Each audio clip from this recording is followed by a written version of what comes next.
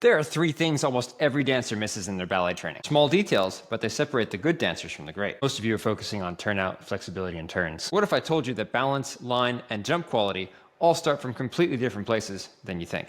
Let's break down the three overlooked details that will completely change the way you train starting today. The first thing that dancers miss is how to actually use their spot. Many dancers think that spotting is just using your head for turns and whipping it around, but it's actually the foundation of your balance. I often see dancers at the bar with their head drifting, eyes aren't focused, not really sure where their headline is, when it's that very head connection and eye connection that actually is developing your spot. We know from basic spotting technique that as we turn, our head has to stay to the front, keeping a focus for as long as possible, and then whipping that head back around, reclaiming that focus when our head returns to the front. So isn't it strange that many dancers, when they dance, their heads are either facing directly to the front at all times, or they're drifting off in some direction with an ambiguous focus the entire time. There's a reason why when we do tendu to the front, our head is directly to the side. When we do tendu to the side, our head is to the front.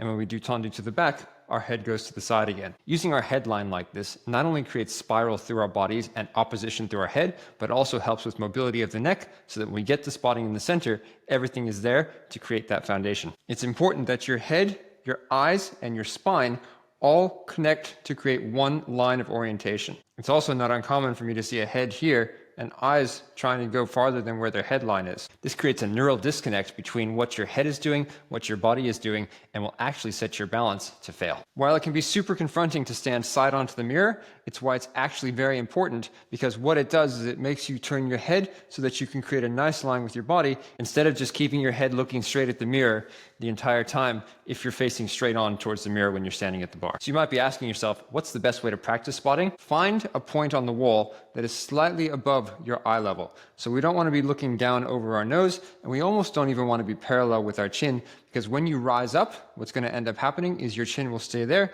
your eye line will look down, your head weight will pull you forward. Once you've found that point, you're going to place your hands on your shoulders, elbows out to the side, and you're going to turn to the first quarter, which means that your body is facing the first wall after your front position. As you continue to turn, you're going to bring your head back around, creating that focus at the same point again, and then continuing back around to the front. Go very slowly at the beginning, making sure that the entire time you maintain as much focus as you can in your eyes as you turn. As we're wanting to progress this and get this to work for our pirouettes, you're going to need to start to do this in a faster turning process. We build this with a paddle. Going up and down, back leg is going to be on demi-point, front leg is flat. You go up and down, you place your hands on your shoulders, you start to paddle and turn. Paddle and turn, paddle and turn, paddle and turn, paddle and turn, paddle and turn, paddle and turn.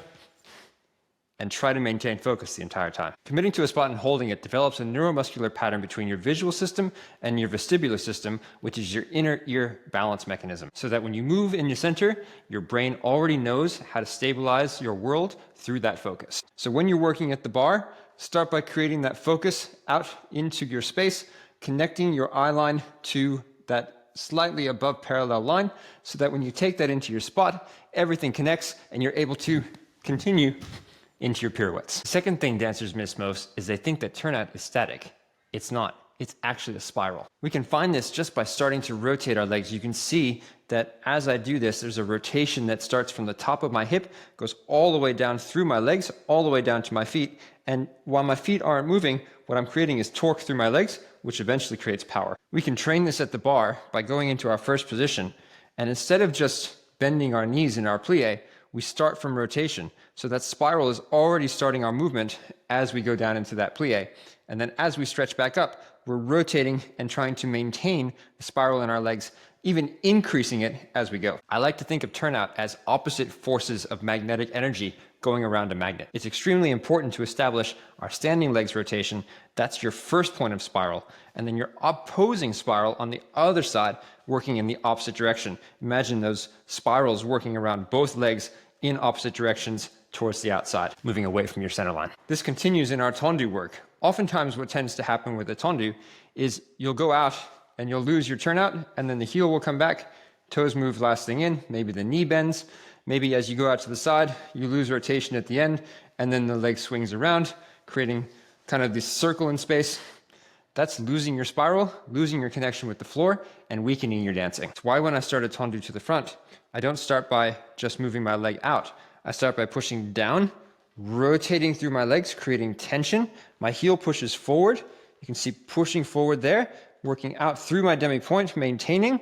And then from there, I increase the spiral on my standing leg so that that rotates more as I pull up to close in. The same thing happens to the side. I'm not just moving out to the side. I'm actually rotating both legs, increasing my rotation, rotating, spiraling through the leg, pointing out to the side, rotating, spiraling back through first position, and maintaining that stretch as I close my legs as best as possible, depending on how much hyperextension you have. This spiraling motion becomes extremely important as I rotate out to the back.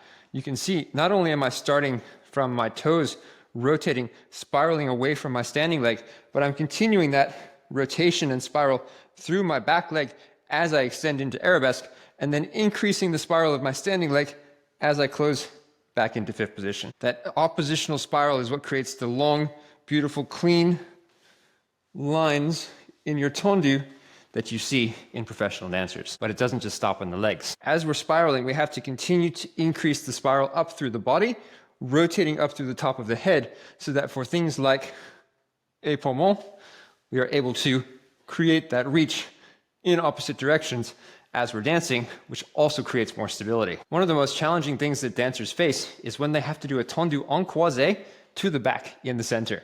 And we often get this rotation in the hips and a little bit of hula dancing as they do the tendu. In order to eliminate this, what we can do is we can start with our body croisé. We can, as we tendu, slightly open the hip so that we can create that crossed strong alignment, and then counter rotate the motion of the leg going to the back with our upper body so that we create a strong, stable, and consistent alignment. Counter rotation is actually the key to better stability in your dancing. If we want to break this down from an anatomical perspective, when you rotate, your deep rotators externally rotate the femur, and then as we start to stretch back up, your adductors are actually going to try and pull it in. But if we tense that and engage, what tends to happen is we're able to maintain the rotation that we find at the base of that plie. So your rotators actively rotate, your adductors stabilize. A little bit of a sister concept to this counter rotation and rotation idea is counter stability of the weight of your upper body. Somebody asked me recently, when I do a développé to the front, how should I align my pelvis so that I'm not tucking, but I'm also not restricting the movement of my leg? We can find the key to this in partnering. If we think about a shoulder sit, where we put a dancer onto our shoulder, you're not going to be able to tuck your pelvis and lift your legs to the front because you will slide right off of their shoulder. Often what's told to a dancer when they're learning a shoulder sit is to sit as if they're sticking their butt out and keep their body line slightly forward of their hips so that they can lift their leg up that way. The only variation that I would say when we're doing a développé to the front is that we don't want to keep our shoulders forward of our hips, but we do want to create a slight amount of anterior pelvic tilt as the leg lifts up to the front. The reason for this is that the tendency to create posterior tilt of the pelvis and push the knee into knee valgus is quite dangerous. So by creating the anterior tilt, what we're actually doing is restricting the body from putting the knee into a dangerous position. As I rotate, starting that spiral, picking my foot up into coup de pied, continuing the spiral as I lift up into retiré. From here, I'm going to think up and over with my back in opposition to my leg as I extend out to the front, and then I'm going to lengthen as I come down, increase the length of my standing leg as I close. We can also develop this feeling just from the first port de bras at the bar. As you go forward, instead of rounding into the port de bras and going over this way, think almost like you're arching your back just a little bit so that we create that flat back alignment for the port de bras.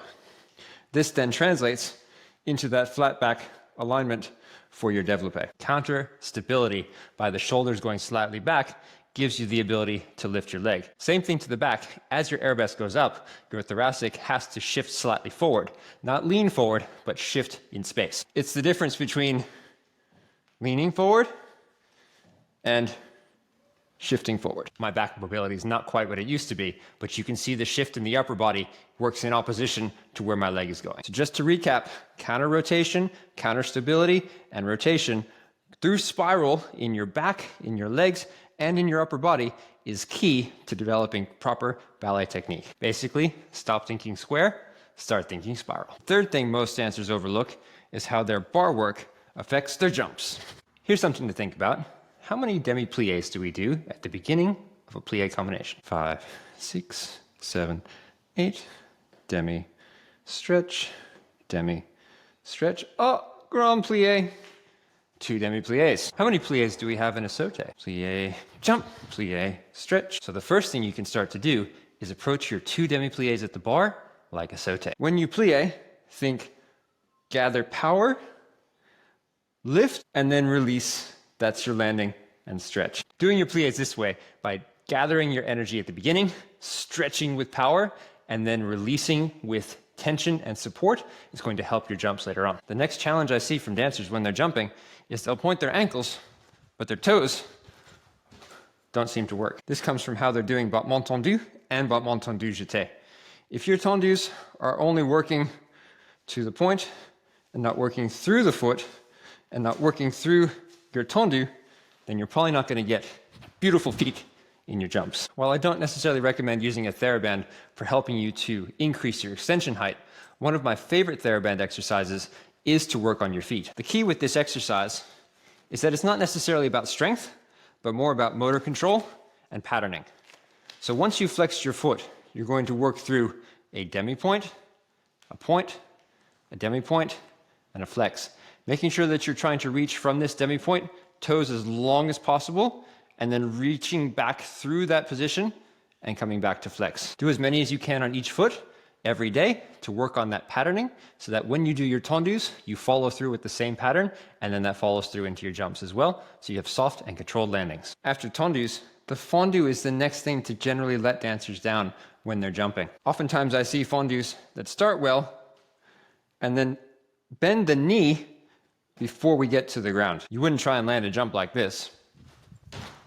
Why are you doing it in your fendus? Well, we don't want to stop here and then bend.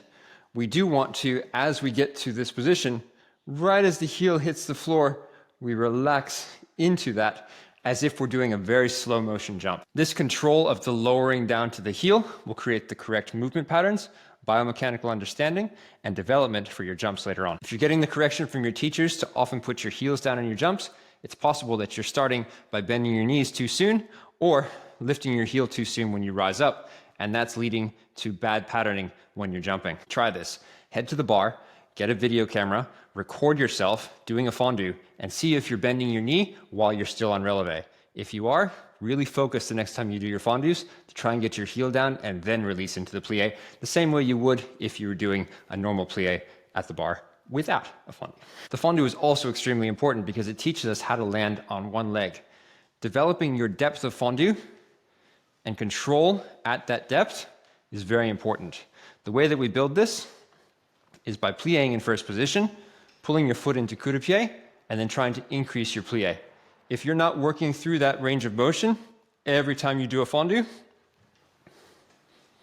then we're missing a little bit, and you're actually going to reduce the strength that you have through your full range of plie on that one leg. Well, we wouldn't necessarily use the full depth of plie when we land. Most of our big jumps land on one leg, and we need to be able to control, regardless of what height we land from, that landing and connect and hold without letting our knee buckle and drop into the plie. So if you don't love fendu already, start loving it, because it's how you're going to get strong landings and good support in your big jumps. So 3 things to rethink at the bar. Train your spot early with headline and focus already at the beginning of your classwork. Number 2, feel the spiral through your legs and carry that spiral through your work as you're connecting your tendus, your fendus, and your développés with counter rotation and counter spiral. And don't discount your bar work for enhancing your jumps, because proper footwork through your tendus, your jetés, and your fendus is what's going to give you strong, articulated, and soft landings in your jumps. These aren't big flashy changes,